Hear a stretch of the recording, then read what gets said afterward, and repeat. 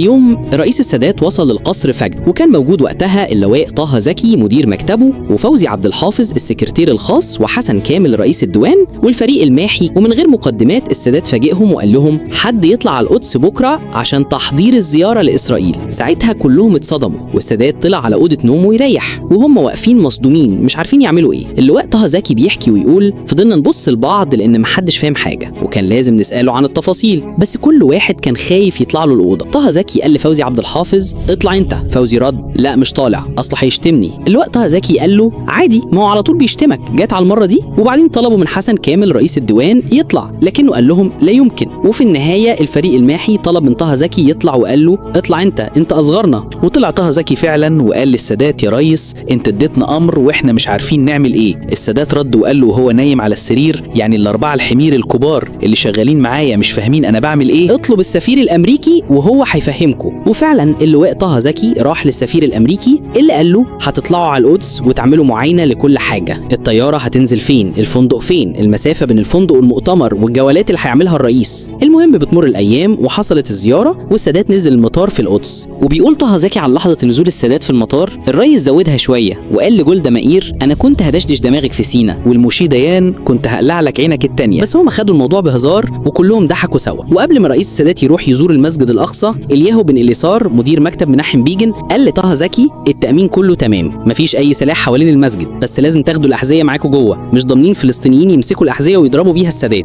طه زكي فهم ان دي حاجه ممكن تحصل، ولو طنشها الاسرائيليين هيقولوا احنا بلغناكم. وتردد يقول للسادات، لكن في الاخر شجع نفسه وطلع له. والسادات كان بيلبس وساله جاي ليه دلوقتي؟ طه سكت، فالسادات قال له ما تنطق ياض انت، وزغده بالعصايه في صدره. طه قال له يا ريس الياهو بن اليسار قال لي كذا كذا، وانه في احتمال تتضرب بالجزمه جوه المسجد. السادات قعد يضحك بصوت عالي وقال له وماله يضربوني بالجزمه؟ لو خدنا سينا يا طه فردة جزمه تفتكر غاليه؟ المهم سينا ترجع، لانها مش هترجع بالحرب، وانا ناوي اقفل الباب ده نهائيا. باختصار امريكا قالت لي مش هنسيب السلاح الروسي اللي معاك ينتصر على السلاح الامريكي، واللي عملوه في الحرب للاسرائيليين رساله انا فهمتها كويس، عشان كده ما كبرتش. وانا قلت لكم يا طه في الحرب لما توقعوا 5 طيارات في اسرائيل قولوا انكم وقعتوا واحده عشان بيعوضوهم. اللي انا بعمله دلوقتي هو اللي هيرجع الارض ويحفظ دم اجيال جايه، فما عنديش اي مشكله خدها بالجزمه مقابل كل ده. يلا امشي من قدامي دلوقتي.